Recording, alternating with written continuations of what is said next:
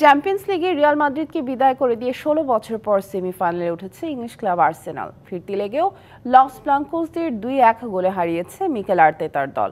আরেক ম্যাচে বায়ার্নের সাথে ড্র করেও ২ লেগ মিলিয়ে ৪-৩ গোলের ব্যবধানে জিতে শেষ ৪-এ জায়গা করে নিয়েছে ইন্টার মিলান। এবার আর নতুন কোনো রূপকথার গল্প লেখা হলো না বার্নাবুয়ে। খুঁজে পাওয়া গেল না রিয়ালের জাদুকরী কোনো মুহূর্ত, যে কারণে ভয়টাই সত্যি হলো মাদ্রিদ ভক্তদের। আর্সেনালের কাছে ২ লেগ মিলিয়ে ৫-১ গোলে হেরে চ্যাম্পিয়ন্স লিগ থেকে বিদায় নিল ১৫ বারের চ্যাম্পিয়ন রিয়াল মাদ্রিদ। প্রথম লেগে ৩ গোলে পিছিয়ে থাকার চাপ নিয়েই মাঠে নেমেছিল কার্লো আনচেলত্তির ছেলেরা। ম্যাচের শুরু থেকেই তাই অ্যাটাকিং ফুটবলের প্রদর্শনী। ম্যাচের সেকেন্ড মিনিটেই আর্সেনালের জালে বল জড়িয়েছিলেন এমবাপ্পে, তবে অফসাইডের ঘোষণায় বাতিল হয় সে গোল।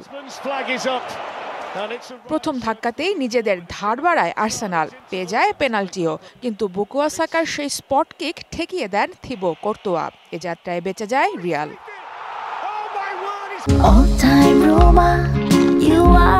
All time Roma. Taste it, love it. নিজেদের মাঠে পুরোপুরি ছন্দহীন রিয়াল একটা শটও লক্ষ্যে রাখতে না পেরে শেষ করে প্রথমার্ধ। দ্বিতীয়ার্ধে আনচেলত্তি ৩ বদলি নামালেও লিড নিয়ে নেয় আর্সেনাল। পেনাল্টি মিসে প্রায়শ্চিত্ত করে ম্যাচের ৬৫ মিনিটে গোল করেন সাকা। রিয়াল পিছিয়ে পড়ে ৪-০ গোলে। ৬৭ মিনিটে ভিনিসিয়াসের কল্যাণে একটা গোল শোধ করে রিয়াল মাদ্রিদ। গোল করতে মরিয়া হয়ে ওঠা দল নিজেদের রক্ষণ খালি করে ফেলায় ম্যাচের শেষ মুহূর্তে আরও একটা গোল হজম করে বসে। যোগ করার সময়ে ব্রাজিলিয়ান স্ট্রাইকার মার্তিনেল্লির এই গোলে ডাগআউটে উল্লাসে ফেটে পড়েন মিকেল আর্তেতা। ১৬ বছর পর চ্যাম্পিয়ন্স লিগের সেমি নিশ্চিত করে গানার্সরা। আরেক ম্যাচে জয়ের মহাকাব্য লিখেছে ইন্টার মিলান। সান সিরোতে শুধু হারটাই এড়িয়েছে ইতালিয়ানরা। ড্র হলেও রোমাঞ্চ ছড়িয়েছে পুরো ম্যাচই। প্রথমার্ধ গোলশূন্য থাকার পর একে একে ৪ গোল হয়েছে ২৪ মিনিটের ব্যবধানে।